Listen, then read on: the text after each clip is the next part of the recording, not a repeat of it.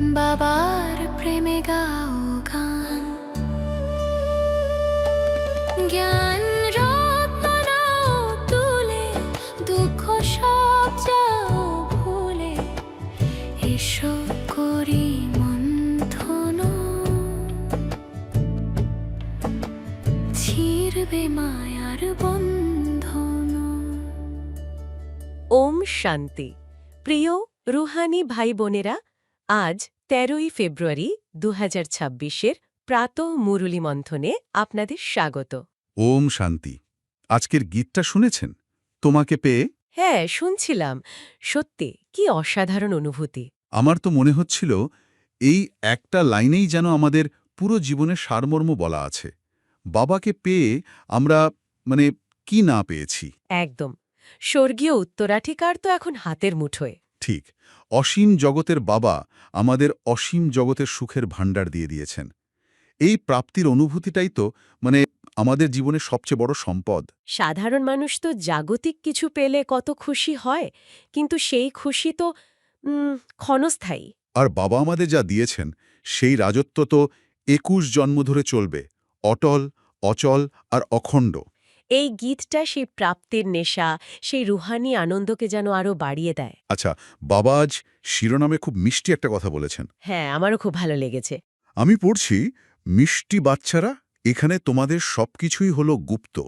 এই জন্য তোমাদের বাইরের কোনো শৃঙ্গার করার দরকার নেই, নিজেদের নতুন রাজধানীর নেশায় থাকতে হবে। বাহ, কি অসাধারণ একটা লাইন! এই গুপ্ত শব্দটার মধ্যেই যেন অনেক গভীরতা লুকিয়ে আছে। হ্যাঁ বাবা, আমাদের গুপ্ত পুরুষার্থের সৌন্দর্য বোঝাচ্ছেন। বাইরের জগতের মানুষ দেখুন, হুম। তাদের ছোট্ট ছোট্ট প্রাপ্তি নিয়ে কত অহংকার, কত লোক দেখানো শৃঙ্গার, কত জাহির করা। ঠিক, কেউ একটা নতুন গাড়ি কিনলে বা একটা ডিগ্রি পেলে সেটা নিয়ে কত প্রচার। একদম। কিন্তু আমাদের পুরুষার্থ, আমাদের পড়াশোনা, আমাদের প্রাপ্তি সবই সম্পূর্ণ গুপ্ত। আর এটাই তো সবচেয়ে সুন্দর। আমাদের এই জ্ঞানমার্গের যাত্রাটা বাইরের কেউ বুঝতেই পারবে না। পারবে না। তারা আমাদের সাধারণভাবে দেখবে, কিন্তু ভেতরে ভেতরে যে আমরা বিশ্ব পরিবর্তনের কার্যে নিমিত্ত হয়েছি, স্বর্গের মালিক হয়ে উঠছি। সেটা তো কেবল আমরা আর বাবা জানি। এই গুপ্ত থাকার মধ্যেই একটা আলাদা মজা আছে, তাই না? ঠিক বলেছ। আর এর সবচেয়ে বড় উদাহরণ তো বাবা নিজেই দিয়েছেন। তিনি যার মধ্যে প্রবেশ করেছেন, সেই ব্রহ্মা বাবা, তিনিও কত সাধারণ জীবনযাপন করতেন। কোনো রাজকীয় বেশভূষা বা আড়ম্বর দেখাননি। কিছুই না।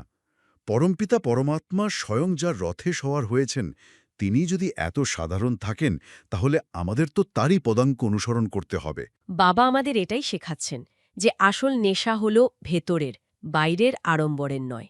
নতুন রাজধানী অর্থাৎ সত্যযোগী বিশ্বের মালিকানার নেশা, এই নেশাটাই আমাদের সবচেয়ে বড় শৃঙ্গার।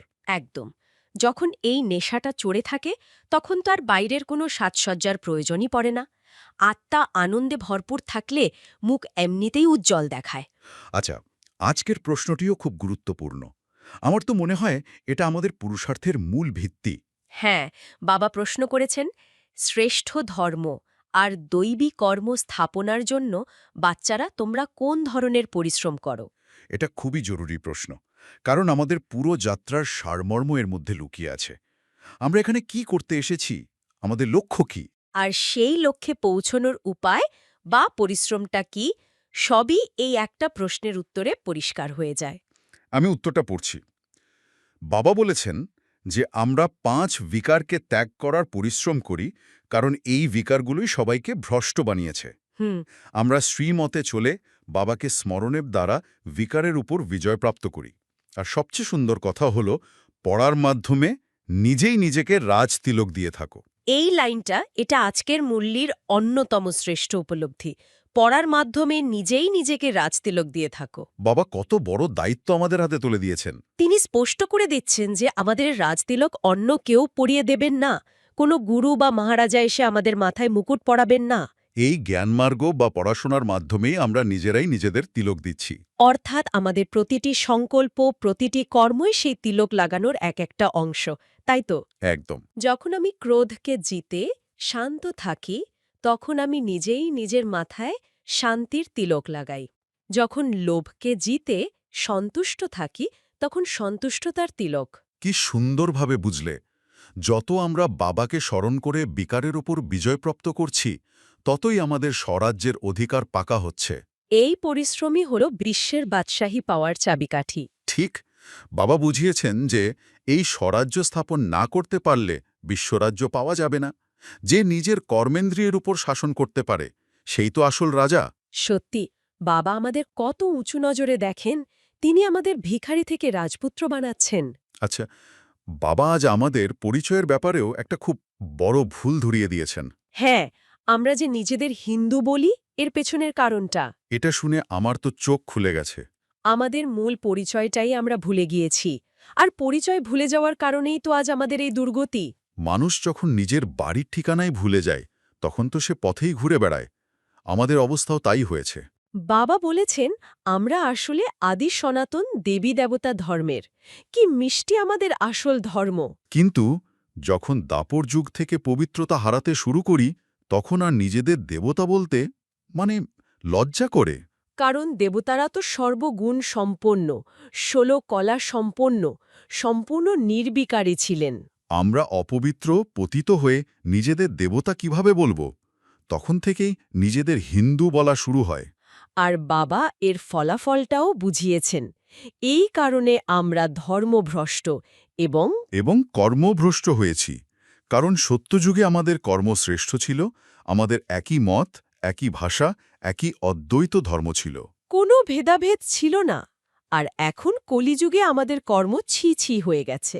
নিজেদের ধর্মকে ভুলে যাওয়ার ফল কতটা ভয়ঙ্কর হতে পারে বাবা তা দেখিয়ে দিয়েছেন। এই পরিচয় সংকট থেকেই হয়তো ভক্তিমার্গের অন্যান্য ভুলগুলো শুরু হয়, যেমন গুরু আর সদ্গুরুর পার্থক্য। ঠিক ধরেছ। বাবা মুরলিতে খুব স্পষ্টভাবে বুঝিয়েছেন যে ধর্মস্থাপনাকারীরা যেমন ইব্রাহিম, বুদ্ধ, খ্রিস্ট, হ্যাঁ, কিন্তু তারা সদ্গতি দিতে পারেন না। তারা কেবল নিজ নিজ ধর্ম স্থাপন করতে আসেন। তাদের পরে তাদের বংশাবলী বা অনুগামীরা আসতে থাকে। কিন্তু মুক্তি বা জীবন মুক্তি কেউই দিতে পারেন না। পারেন না। মুক্তি, জীবন মুক্তির পথ তারা জানেনই না। তাহলে গুরু আর সদ্গুরুর মধ্যে মূল পার্থক্যটা কি দাঁড়ালো? সাধারণ মানুষ তো এটা নিয়ে খুব বিভ্রান্ত।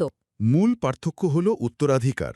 সদ্গতি দাতা কেবল একজনই পরমপিতা পরমাত্মা, শিব বাবা। তিনি এসে সবাইকে মুক্তি, জীবন মুক্তির অবিনাশী উত্তরাধিকার দেন। যেমন লৌকিক জীবনে বাবা তার সন্তানদের সম্পত্তি দেন, ঠিক তেমনি পারলৌকিক পিতা আমাদের স্বর্গের উত্তরাধিকার দেন। ভাই যেমন ভাইকে উত্তরাধিকার দিতে পারে না, তেমনি অন্য কোনো গুরু সদ্গতি দিতে পারেন না। পারেন না। অবিনাশী উত্তরাধিকার কেবল বাবার কাছ থেকেই পাওয়া যায়। এই জন্যেই তো সবাই দুঃখে তাকেই স্মরণ করে, বলে, হে ভগবান, হে ঈশ্বর। কারণ অবচেতনে আত্মা জানে যে তিনি একমাত্র সকলের সদ্গতিদাতা। আর এই উত্তরাধিকার পাওয়ার পথে সবচেয়ে বড় বাধা হল সর্বব্যাপীর ভুল ধারণাটা, তাই না? একদম। বাবা তো আজ এই সবচেয়ে বড় ভুলটাও ভেঙে দিয়েছেন। এটা ভক্তিমার্গের ভিত্তিকেই নাড়িয়ে দিয়েছে। বাবা খুব সহজ যুক্তি দিয়ে বুঝিয়েছেন, যদি ঈশ্বর সর্বব্যাপী হন, অর্থাৎ তিনি যদি কাঙ্কার পাথর, পশু পাখি সবকিছুর মধ্যে থাকেন, তাহলে তিনি পিতা নন এবং আমরা তার সন্তান নই।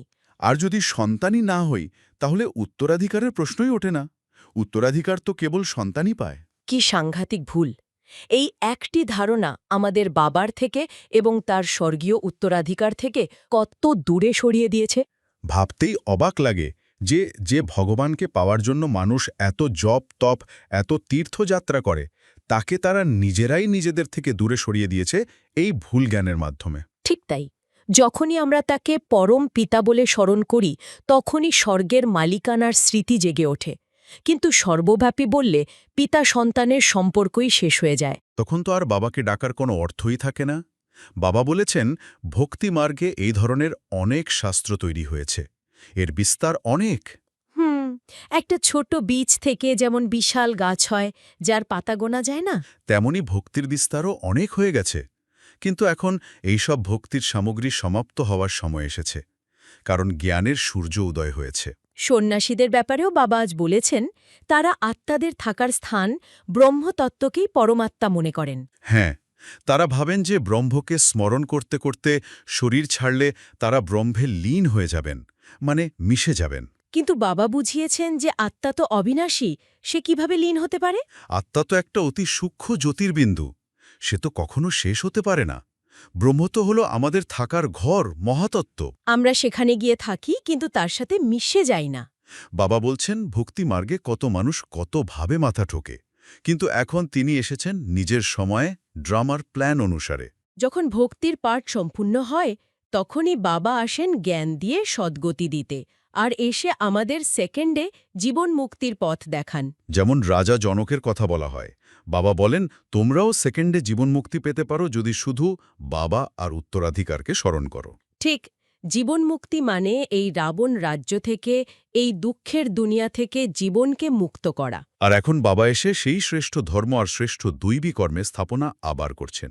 আমাদের কাজ হল বাবার শ্রীমতে চলে এই স্থাপনার কার্যে তার সহায়ক হওয়া। নিজেদেরকে বিকারমুক্ত করে, গুপ্ত পুরুষার্থ করে নিজেই নিজেকে রাজতিলক পরিয়ে বিশ্বের মহারাজা মহারানী হওয়ার জন্য তৈরি করা। আজকের মূল্যের প্রতিটি কথাই যেন এক একটি রত্ন। গুপ্ত পুরুষার্থ, স্বরাজ্যের তিলক, নিজের আসল পরিচয়, সবই আজ আরও একবার পরিষ্কার হয়ে গেল। বাবাকে যত ধন্যবাদ দিই ততই কম। মিষ্টি মিষ্টি হারানিধি বাচ্চাদের প্রতি মাতা পিতা বাপদাদার স্নেহ, স্মৃতির সুমান আর সুপ্রভাত। আত্মাদের পিতা ওনার আত্মারূপী বাচ্চাদেরকে জানাচ্ছেন নমস্কার। বাবার এই নমস্কার আমাদের মতো সাধারণ বাচ্চাদের জন্য কত বড় সম্মান, ভাবলে হৃদয় ভরে ওঠে। স্বয়ং ভগবান, যিনি বিশ্বের মালিক, তিনি আমাদের মতো পতিত বাচ্চাদের নমস্কার জানাচ্ছেন। এর থেকে বড় প্রাপ্তি আর কি হতে পারে? একদম ঠিক। এই সম্মান আমাদের ধারণ করতে হবে। চলুন এই সম্মানের খেয়াল রেখে আমরা আজকের মুরলির মূল ধারণাগুলি, বিশেষ করে গুপ্ত পুরুষার্থ এবং পড়ার মাধ্যমে নিজেই নিজেকে রাজতিলক দেওয়ার এই শিক্ষাকে জীবনে প্রয়োগ করার পুরুষার্থ করি। ধারণার জন্যে মুখ্য সার হিসেবে বাবা দুটো কথা বলেছেন। আচ্ছা, প্রথমটা আমি পড়ছি। সর্বদা এটা স্মৃতিতে রাখতে হবে যে আমি এক মত, এক রাজ্য, এক ধর্ম স্থাপনের নিমিত্ত এই জন্য একমত হয়ে থাকতে হবে। একমত হয়ে থাকতে হবে। হ্যাঁ, বাবা আজ একতা বা ইউনিটির উপর খুব জোর দিয়েছেন। আমাদের একমত হয়ে থাকতে হবে। এই একমত কথাটা শুনলে প্রথমে মনে হতে পারে সবাইকে কি মানে একই রকম চিন্তা করতে হবে, আমাদের কি নিজেদের মতামত থাকবে না? কিন্তু বাবা তো রোবট তৈরি করতে চান না। না না, একদমই না। তাহলে এই একমতের গভীর অর্থটা কি? এটা কি লক্ষ্যের একতা? ঠিক এই প্রশ্নটাই আসল। এটা আসলে মতামতের একতা নয়, এটা হলো উদ্দেশ্যের একতা। উদ্দেশ্যের একতা? হ্যাঁ, আমাদের সবার লক্ষ্য তো এক, সে এক স্বর্গীয় রাজ্য স্থাপন করা। ধরুন একটা ফুটবল টিমের সব খেলোয়াড়ের লক্ষ্য যখন কাপ জেতা, হুম, তখন কে কত গোল দিল বা কে পাস দিল, সেই ছোটখাটো বিষয়গুলো কিন্তু বড় হয়ে ওঠে না। রাইট। উদ্দেশ্যটাই সবাইকে এক সুরে বেঁধে রাখে। একদম। বাবাও সেই কথাই বলছেন। আমাদের ব্যক্তিগত পছন্দ অপছন্দ, ছোট ছোট মতপার্থক্য, এগুলো সবই গৌণ হয়ে যাবে যখন আমাদের চোখের সামনে সেই এক বিশ্বরাজ্যের মহান লক্ষ্যটা থাকবে। তার মানে ভেতরের যে আমি, আমার সংস্কার, আমার ধারণা, এই জিনিসগুলো যখন আমাদের মূল লক্ষ্যের পথে বাধা হয়ে দাঁড়ায়, ঠিক তখনই একতা নষ্ট হয়। আর এই বাধাগুলোই তো আসলে বিকার, যা আমাদের দ্বিতীয় পয়েন্টের দিকে নিয়ে যাচ্ছে, তাই না? একদম। আপনি খুব সুন্দরভাবে দুটো বিষয়কে জুড়লেন। দ্বিতীয় পয়েন্টটা হলো সেই ভেতরের কাজটা নিয়ে। বাবা বলছেন, কি বলছেন? নিজেকে রাজতিলক দেবার জন্য বিকারগুলিকে ছাড়ার পরিশ্রম করতে হবে। পড়ার ওপর সম্পূর্ণ মনোসংযোগ করতে হবে। আচ্ছা, এই নিজেকে রাজ্যতিলক দেওয়া, এই কথাটা তো খুব শক্তিশালী। হুম। এটা তো কোনো বাইরের মুকুটের কথা নয়, তাই না? না, বিলকুল না। এটা হলো স্বরাজ্যের তিলক, হুম, নিজের মন, বুদ্ধি আর সংস্কারের ওপর সম্পূর্ণ অধিকার। ঠিক। কিন্তু প্রশ্ন হলো, এই বিকার, রাগ, লোভ, অহংকার, এগুলো তো বহু জন্মের সঙ্গী। এগুলোকে ছাড়ার পরিশ্রমটা ঠিক কী রকম? শুধু কি উইল পাওয়ার দিয়ে এটা সম্ভব? এখানেই বাবা একটা খুব প্রায়োগিক উপায় বাতলে দিতেন। তিনি বলছেন পড়ার ওপর সম্পূর্ণ মনোসংযোগ করতে হবে। মনোসংযোগ? হ্যাঁ, বাবা কিন্তু শুধু জ্ঞানটা পড়তে বা শুনতে বলছেন না, বলছেন মনোসংযোগ করতে। অর্থাৎ জ্ঞানের প্রতিটি কথাকে গভীরভাবে বিচার করে সেটাকে নিজের আয়না হিসাবে ব্যবহার করতে হবে। এটাকে একটু ভেঙে বোঝা যাক। ধরুন আমার মধ্যে খুব রাগ। হুম, আমি যখন পড়ায় মনোসংযোগ করব, হুম, তখন জ্ঞানের আলোয় আমি স্পষ্ট দেখতে পাবো যে এই রাগটা আসলে আমার আত্মার শক্তি কতটা ক্ষয় করছে আমার সম্পর্কগুলোকে কিভাবে নষ্ট করছে। আর মূল লক্ষ্য থেকে দূরে সরিয়ে দিচ্ছে। হ্যাঁ, অর্থাৎ পড়াটা এখানে একটা টর্চ লাইটের মতো কাজ করে, যা আমাদের ভেতরের অন্ধকার কোণগুলোকে আলোকিত করে। চমৎকার উদাহরণ।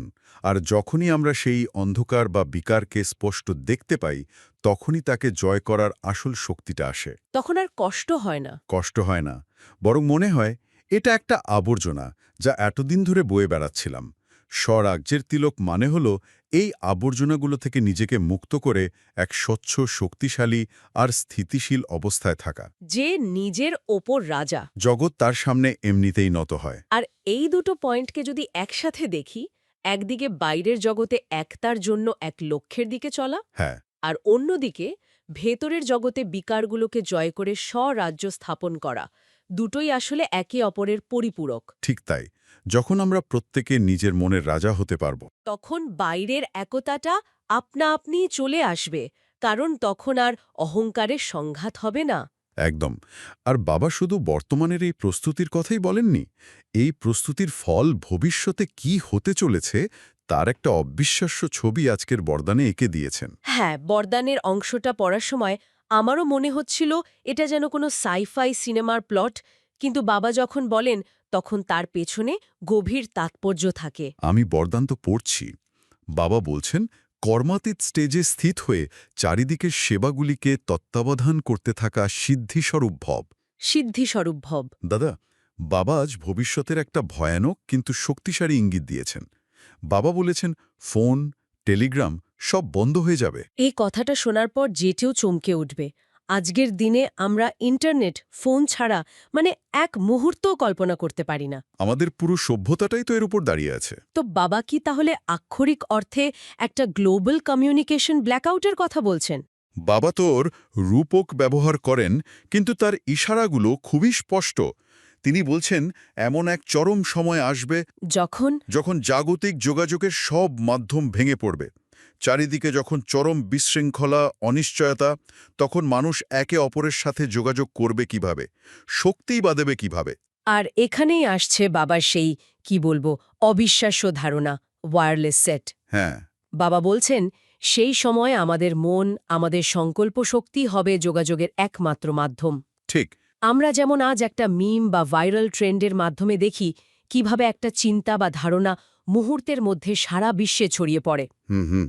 বাবা কি সেই রকমই এক আধ্যাত্মিক ভাইরাল ক্ষমতার কথা বলছেন, কিন্তু যা হবে সম্পূর্ণ পজিটিভ, গঠনমূলক আর শক্তিশালী। ঠিক তাই। ভাবুন একবার, আপনি এক জায়গায় বসে আছেন, আর আর আপনার শুভ সংকল্পের তরঙ্গ পাঠিয়ে দূরে থাকা কোনো বিচলিত আত্মাকে শান্ত করছেন, তাকে শক্তি যোগাচ্ছেন। কোনো ফোন লাগছে না, কোনো ইন্টারনেট লাগছে না। এটাই হলো সিদ্ধিস্বরূপ অবস্থা। কিন্তু এই ওয়্যারলেস সেট তো এমনি এমনি কাজ করবে না। এর জন্য একটা বিশেষ মানসিক অবস্থা দরকার। আর সেটাই হলো কর্মাতীত স্টেজ, তাই না? একদম। এই শব্দটা আমরা প্রায়ই শুনি, কিন্তু এর প্রায়োগিক দিকটা কি? এর সাথে আমাদের এই ওয়্যারলেস সেটের সম্পর্কটা কোথায়? কর্মাতীত স্টেজ মানে হলো কর্মের প্রভাব থেকে মুক্ত থাকা। আচ্ছা, যেমন ধরুন, অফিসের একটা খুব গুরুত্বপূর্ণ প্রজেক্টে আপনি আপনার সেরাটা দিলেন, কিন্তু শেষে প্রজেক্টটা সফল হলো না। তখন তো মন খারাপ হবেই, দুশ্চিন্তা হবে। সাধারণ অবস্থায় তাই হয়, কিন্তু কর্মাতীত অবস্থায় স্থিত আত্মা ভাববে, আমার কাজ ছিল শ্রেষ্ঠ কর্ম করা, আমি তা করেছি, ফলের ওপর আমার আসক্তি নেই। এই যে ফলাফলের চিন্তা থেকে নিজেকে মুক্ত রাখা, এটাই মনকে স্থির করে, স্থির, শান্ত আর শক্তিশালী করে তোলে। একটা শান্ত পুকুরে ঢিল ফেললে তার তরঙ্গ যেমন অনেক দূর পর্যন্ত যায়, তেমনি একটা শান্ত, কর্মাতীত মন থেকে পাঠানোর সংকল্পের শক্তিও বহুদূর পৌঁছাতে পারে। ঠিক। অশান্ত মন থেকে তো শুধু বিভ্রান্তির তরঙ্গই বেরোবে। রাইট। আর সবচেয়ে গুরুত্বপূর্ণ বিষয় হল, বাবা বলছেন এই অভ্যাসটা ভবিষ্যতের জন্য ফেলে রাখলে চলবে না, এখনই করতে হবে। এখনই।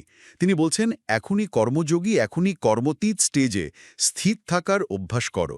তার মানে প্রতিদিনের ছোট ছোট ঘটনায়, বাড়িতে, অফিসে, রাস্তায় আমাদের এই অবস্থাটা অভ্যাস করতে হবে। কেউ প্রশংসা করলে ভেসে গেলাম না, বা কেউ নিন্দা করলে ডুবে গেলাম না। এই ছোট ছোট অভ্যাসগুলোই আমাদের ভেতরে সেই শক্তিশালী ওয়্যারলেস সেটকে চার্জ করবে। তার মানে বাবা আমাদের শুধু আধ্যাত্মিক সাধক হিসেবে নয়, ভবিষ্যতের এক চরম সংকটের জন্য আধ্যাত্মিক ফার্স্ট রেসপন্ডার হিসেবে তৈরি করছেন। খুব সুন্দর বলেছেন। যখন সব সিস্টেম ফেল করবে তখন এই আত্মাদের নেটওয়ার্কই পৃথিবীকে সামলানোর কাম করবে। এটা তো একটা বিশাল দায়িত্বের কথা। বিশাল দায়িত্ব এবং তার জন্য প্রস্তুতিও বিশাল। আর এই প্রস্তুতির আরও একটা গুরুত্বপূর্ণ দিক বাবা আজকের স্লোগান আর অব্যক্ত ইশারায় তুলে ধরেছেন। যা হলো একে অপরের সাথে আমাদের সম্পর্ক। হ্যাঁ, কারণ একা একা তো এই প্রস্তুতি সম্ভব নয়। স্লোগানটা আমি পড়ছি। বলুন। বাবা বলছেন, পরমাত্মা প্রেমের পালনার স্বরূপ হল তোমাদের সহযোগী জীবন। কি সুন্দর কথা। অর্থাৎ আমরা যে বাবার কাছ থেকে নিঃস্বার্থ ভালোবাসা আর শক্তির পালনা পাচ্ছি, তার প্রমাণ কি? তার প্রমাণ হল আমাদের সহযোগী জীবন। আমরা যখন একে অপরকে সহযোগিতা করি তখন আমাদের জীবনটাই বাবার প্রেমের একটা চলন্ত বিজ্ঞাপন হয়ে ওঠে। একদম। আর এই সহযোগিতার ভিত্তি কি হবে সেটা বাবা অব্যক্ত ইশারায় স্পষ্ট করেছেন। সেখানে একটা খুব সুন্দর কথা আছে। সদা সংস্কার মেলানোর ইউনিটি। হ্যাঁ, এই কথাটা। এই কথাটা কিন্তু খুব গভীর। এর মানে কিন্তু এটা নয় যে আমাদের সবার স্বভাব বা সংস্কার একই রকম হয়ে যাবে। বাবা একটা অর্কেস্ট্রা তৈরি করতে চান, যেখানে সবার বাদ্যযন্ত্র এক নয়। ঠিক, এটা অনেকটা একটা অর্কেস্ট্রার মতো। বেহালা তো আর ড্রামসের মতো বাজবে না, বা বাঁশি তো আর গিটারের মতো শব্দ করবে না। প্রত্যেকের সুর আলাদা, প্রত্যেকের ভূমিকা আলাদা। কিন্তু যখন সবাই একে অপরের সুরকে সম্মান করে, নিজের ভূমিকাটা ঠিকভাবে পালন করে আর কন্ডাক্টরের অর্থাৎ বাবার ইশারায় চলে, তখনই একটা স্বর্গীয় সঙ্গীত তৈরি হয়। আমাদের একতাও ঠিক সেই রকম, ভিন্নতাকে সম্মান জানিয়ে এক সুরে বাঁধা। কিন্তু বাস্তবে এই সংস্কার মেলানো তো খুব কঠিন। যখন কারোর স্বভাব আমার একদমই পছন্দ নয়, তখন তার সাথে মানিয়ে চলব কিভাবে? এটাই আসল চ্যালেঞ্জ। বাবা এরও উপায় বলে দিয়েছেন। তিনি বলছেন, এই ঐক্যের ভিত্তি হল বিশ্বাস। একে অপরের মধ্যে বিশ্বাস রেখে সদা সন্তুষ্ট থাকা আর সবাইকে সন্তুষ্ট করা। বিশ্বাস অর্থাৎ বিশ্বাস রাখতে হবে যে যদিও এই আত্মাটির বর্তমান সংস্কার আমার থেকে আলাদা, হ্যাঁ, কিন্তু সেও বাবার সন্তান এবং তার উদ্দেশ্যও সেই একই স্বর্গীয় রাজ্য স্থাপন করা। ঠিক এই বিশ্বাসটাই হল সেই আঠা যা ভিন্ন ভিন্ন বাদ্যযন্ত্রকে একসঙ্গে জুড়ে রাখে। বিশ্বাস না থাকলে অন্যের ভালো কাজকেও সন্দেহের চোখে দেখা হয়। তখন আর সঙ্গীত তৈরি হয় না, কোলাহল তৈরি হয়। আর যখন আমরা এই বিশ্বাস রাখতে পারি, তখনই আমরা নিজেরা সন্তুষ্ট থাকি, কারণ আমরা অন্যের ব্যবহারে সহজে বিচলিত হই না। আর আমাদের এই স্থিতিশীলতা দেখে অন্যরাও সন্তুষ্ট হয়। এই বিশ্বাস আর সন্তুষ্টতার ভাইব্রেশনই সেই একতাকে মজবুত করে, যা আমাদের সেই কঠিন সময়ের জন্য প্রস্তুত করবে। তো আজ বাবা আমাদের একমত হয়ে থাকার গুরুত্ব বোঝালেন, পড়ার দ্বারা বিকার জয় করে নিজেকে রাজ তিলক দেওয়ার কথা বললেন, এবং সবশেষে এক চরম ভবিষ্যতের জন্য আমাদের ওয়্যারলেস সেট বা সংকল্প শক্তিকে কিভাবে এখনই তৈরি করতে হবে তার এক শক্তিশালী রোডম্যাপ দিলেন। পুরো আলোচনাটাই যেন বর্তমানে ছোট ছোট অভ্যাসের মাধ্যমে এক স্বর্ণিম ভবিষ্যতের দিকে আমাদের হাত ধরে এগিয়ে নিয়ে যাওয়া। একদম। আসুন 1 মিনিটের জন্য এই ভেতরের শক্তিকে অনুভব করি। চোখ বন্ধ করুন আর আমার কথার সাথে সাথে নিজেকে কল্পনা করুন। নিজেকে দেখুন, আমি এক শক্তিশালী আত্মা, কর্মাতীত। আমার কপালে বিশ্ব রাজত্বের তিলক। আমি আমার সংকল্পের দ্বারা শান্তির বার্তা ছড়িয়ে দিচ্ছি। I M A wireless set of piece. এই গভীর অনুভূতিটাকে সারা দিনের জন্য নিজের সাথে রাখি। আসুন বাবার সামনে মন থেকে একটা প্রতিজ্ঞা করি। আজ আমি নিজেকে ওয়্যারলেস সেট মনে করে শুভ সংকল্পের দ্বারা অন্য আত্মাদের সহযোগিতা করব। আপনারাও যদি এই সংকল্পে সামিল হতে চান তাহলে কমেন্টে লিখুন সিদ্ধিস্বরূপ। ওম শান্তি। ওম শান্তি।